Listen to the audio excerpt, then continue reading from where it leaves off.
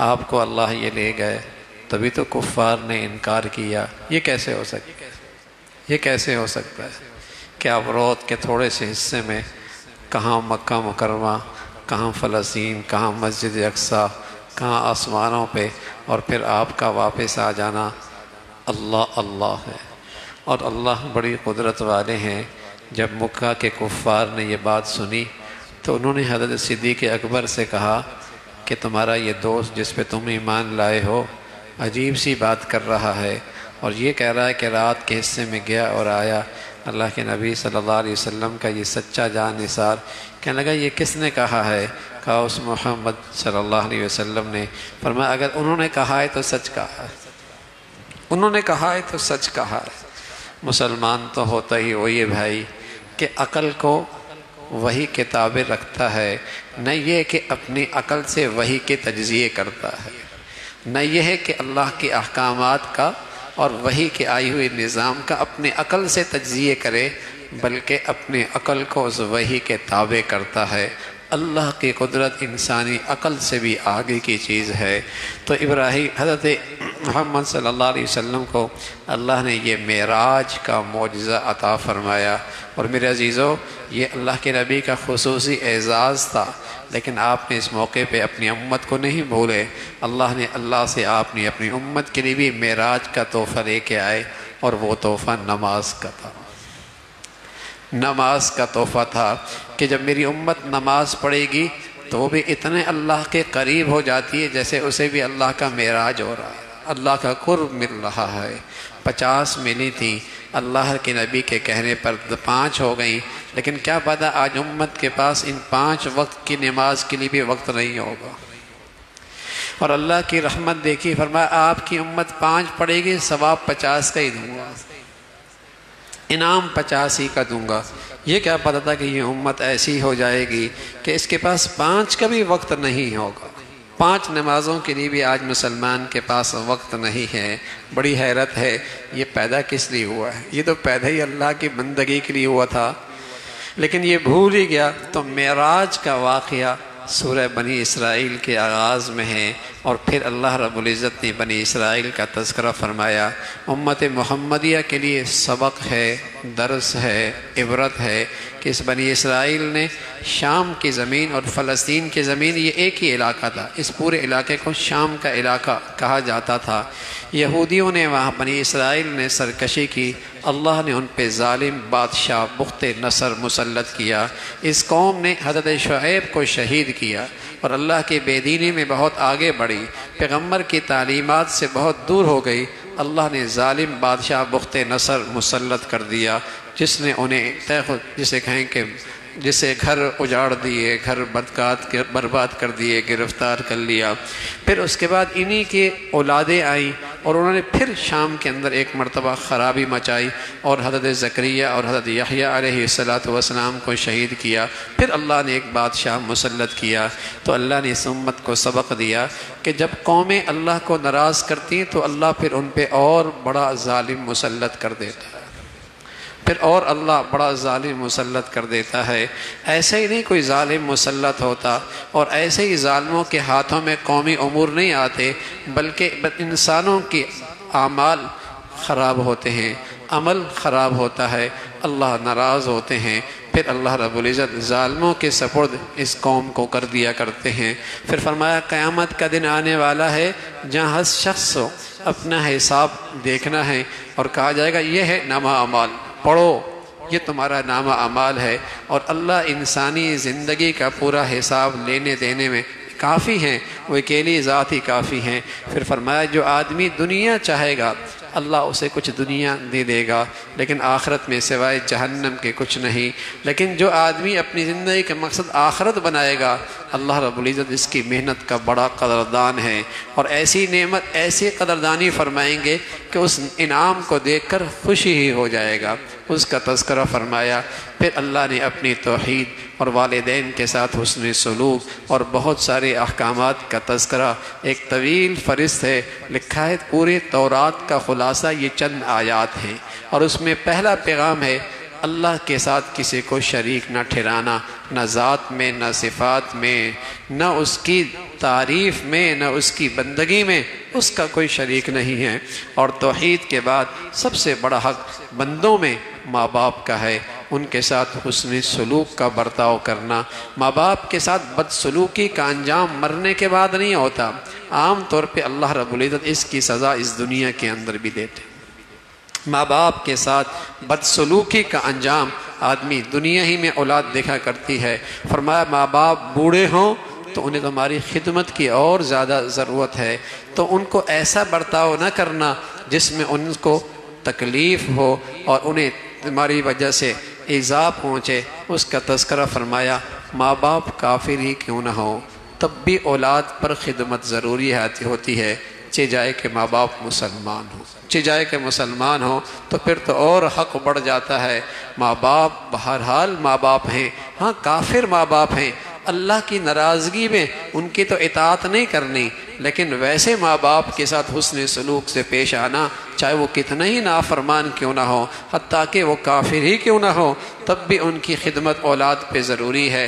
لیکن ماں باپ مسلمان ہیں اور بوڑھے ہیں اور اولاد کی خدمت کے محتاج ہیں، اور پھر کوئی بدنصیب ہی ہوتا ہے جو ماں باپ کی خدمت سے محروم رہتا ہے، ماں باپ کی خدمت سے محروم رہتا ہے۔ مسلمان معاشرے میں تو ماں باپ کا بوڑھا ہونا گھر کا سرمایہ سمجھا جاتا تھا اور اس کے قدموں میں جنت تھی، اور مسلمان اولادیں ان کی سے دعائیں لے کر اپنی عاقبت سنوارا کرتی تھیں۔ لیکن اس مغربی تعلیم اور تہذیب نے ان سارے حسین رشتوں کے اندر دوریاں پیدا کر دیں اور رشتوں کی ساری قدریں ختم ہو گئی۔ پھر اللہ رب العزت نے تلقین فرمائی کہ مال خرچ کرنا لیکن تبذیر نہیں، اس لیے کہ مال کے اندر تبذیر کرنے والا شیطان کا بھائی ہے۔ خرچ کرو لیکن اللہ کے راستے میں بھی خرچ کرنے کے اندر بھی ایسا نہیں کہ تم محتاج ہو جاؤ، چہ جائے کہ تم اللہ کے گناہوں کے اندر خرچ کرو، یہ تو شیطان کے ساتھ دوستی اور یاری کی بات ہے، اس کی مذمت فرمائی۔ اور پھر فرمایا اپنی اولاد کو ناحق قتل مت کرو، اس خیال سے کہ کھائیں گے کہاں سے اور ان کی رزق کا کیا ہوگا، اس خیال سے اولاد کو قتل مت کرو۔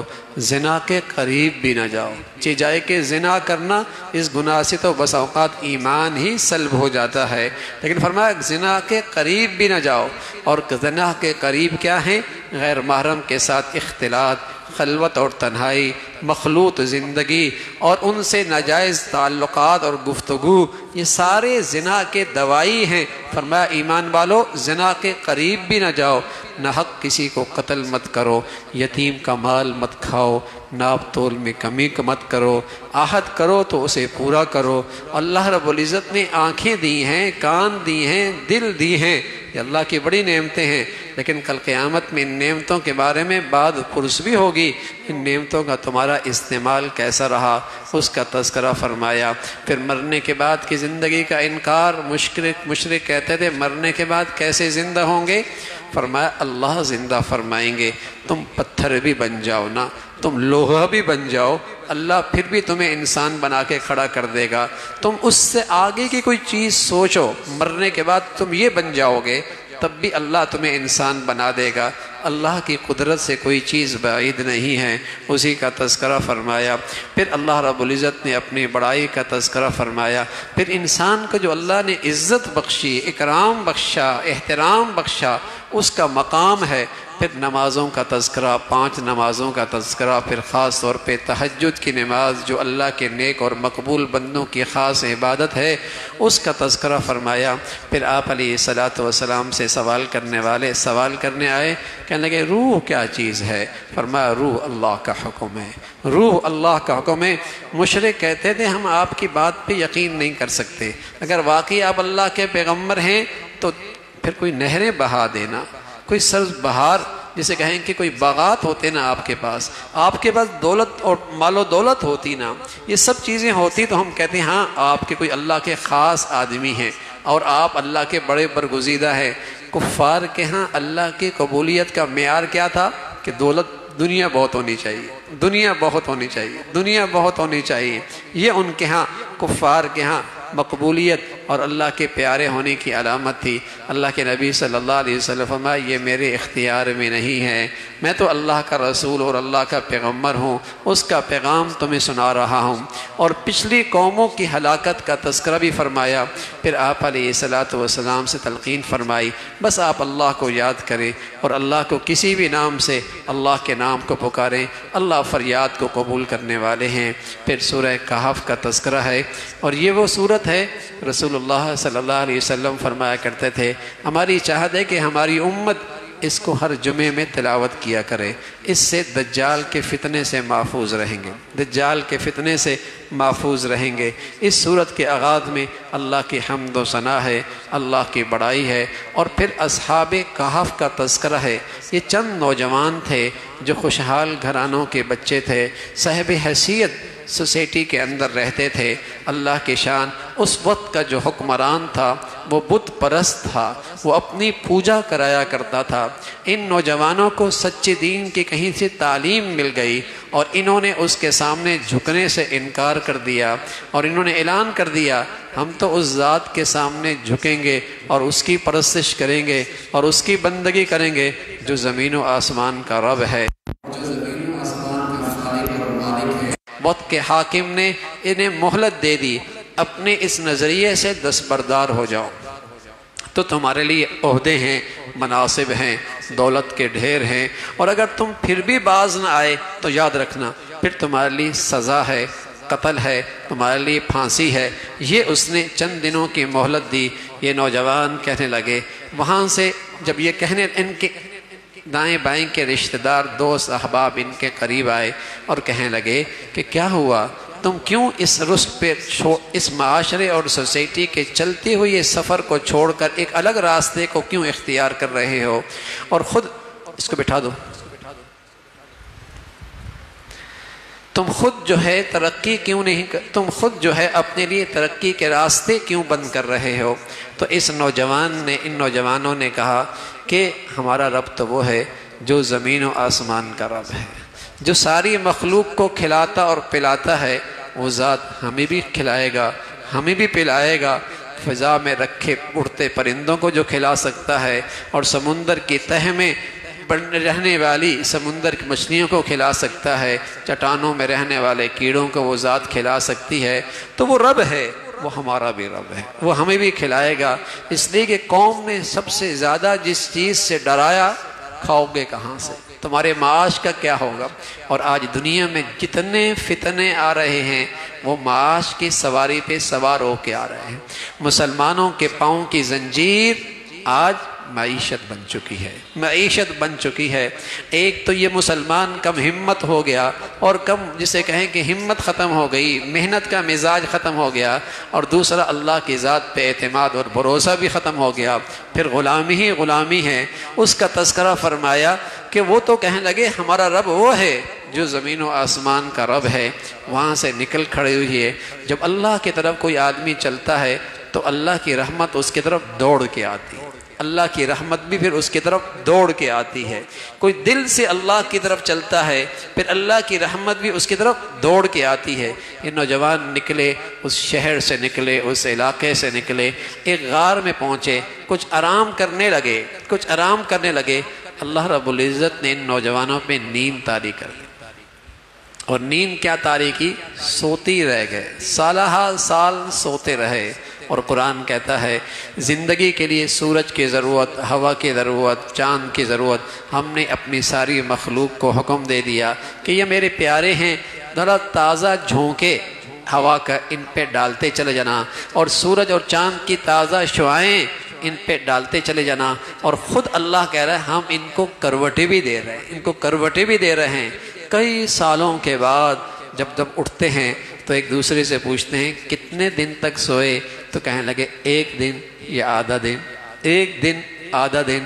اللہ کی شان جیسی اٹھے فوراً بھوک لگی، اپنے آپس میں مشورہ کرنے لگے چھوڑو اس بحث کو، بمقصد بات کرو، کسی کو بھیجو کھانے کے لیے، اور اس کو یہ بھی کہہ دو، اس کو یہ بھی تلقین کر دی احتیاط سے جانا، کسی کی نظر تجھ پہ نہ پڑے، پھر کہیں گرفتار نہ ہو جائے، کہیں پھر وہ ہمیں ارتداد کے اور گمراہی کی طرف مجبور نہ کر دیں۔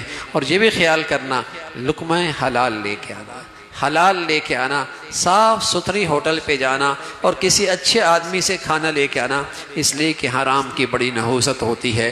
تو اس انداز سے جب وہ کھانے کے لیے لینے کے لیے گیا، اللہ کی شان سالہ سال سلایا، نہ بھوک کی ضرورت نہ پانی کی ضرورت، اور اب اٹھے تو فوراً بھوک لگ گئی۔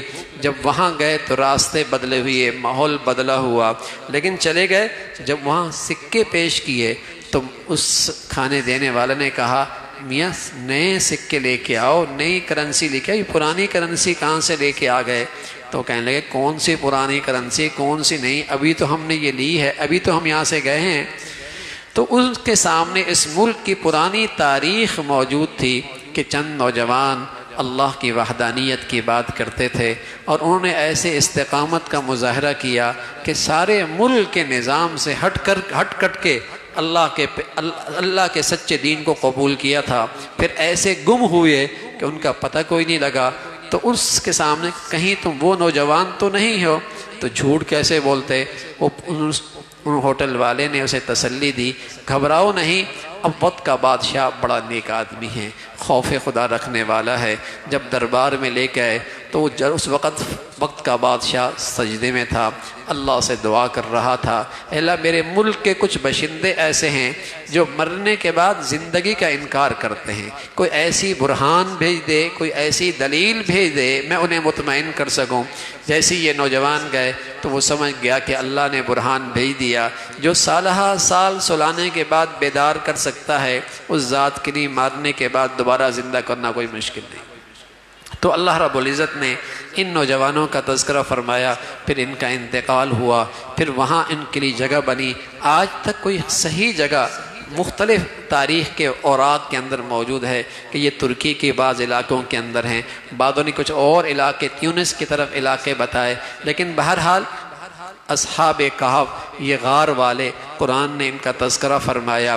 پھر اللہ رب العزت نے اپنے نبی کو تلقین فرمائی، جب بھی کوئی آئندہ کام کرنا ہو تو یہ نہ کہا کرو میں کل بتا دوں گا، میں پرسوں بتا دوں گا، بلکہ یہ بھی ساتھ کہا کرو اگر اللہ چاہے گا تو، اگر اللہ چاہے گا تو انشاءاللہ۔ یہ جو مسلمان کہتے ہیں نا ماشاءاللہ انشاءاللہ، یہ ایک عقیدے کا اعلان ہوتا ہے کہ جو کچھ ہوا اللہ کی مرضی سے ہوا، کہتے ہیں ماشاءاللہ اللہ کی مرضی سے ہوا، اور انشاءاللہ تدبیر مکمل ہے، منصوبہ مکمل ہے، ساری پلاننگ ٹھیک ہے، اسباب بھی مہیا ہیں، وسائل بھی ہیں، کچھ نہیں ہو سکتا، انشاءاللہ اللہ چاہے گا تو ہوگا، اللہ چاہے گا تو ہوگا۔ تو یہ مسلمانوں کے عقیدے کا اظہار ہے۔ مسلمان کسی کام کے ہونے پر کہتا ہے ماشاءاللہ اس کی مرضی ہے اس لیے ہو گیا، کسی کام کے ہونے کی امید ہوتی ہے، اسباب مہیا ہیں، کہتا نہیں وہ چاہے گا تو ہوگا انشاءاللہ۔ یہ اللہ رب العزت نے تلقین فرمائی کہ جب بھی کوئی کام مستقبل کے بارے میں ہو تو انشاءاللہ کہا کرو، اس کا تذکرہ فرمایا۔ پھر دو باغ والوں کا تذکرہ ہے، ایک خوشحال تھا اور ایک غریب تھا، لیکن غریب اللہ والا تھا اور وہ خوشحال اللہ کو بھولا ہوا تھا، وہ اپنی دولت پہ اترا رہا تھا، تکبر میں مبتلا تھا، اور اس غریب سے کہنے لگا یہاں بھی میرے مزے وہاں بھی میرے مزے، اگر میں مرا پہلی بات تو مروں گا ہی نہیں، مرنے کے بعد زندگی کوئی نہیں، اگر مر بھی گیا تو یہاں بھی مزے وہاں بھی میرے مزے۔ وہ غریب جو اللہ والا تھا اس نے کہا مجھ اپنی دولت پہ غرور اور تکبر نہ اترا، بلکہ یہ کہہ دے یہ سب کچھ اللہ کی عطا ہے، یہ سب کچھ اس کی عطا ہے اور اس کی نوازش ہے، اگر ایسا نہیں کرے گا تو خطرہ ہے کہیں کوئی آفت ہی نہ آ جائے۔ لیکن اسے اس دولت کے نشے میں کچھ سمجھ میں نہیں آیا، اللہ رب العزت نے فرمایا آفت بھیجی، اس کے سارے باغات ملیا میٹ ہو گئے، نام و نشان مٹ گیا۔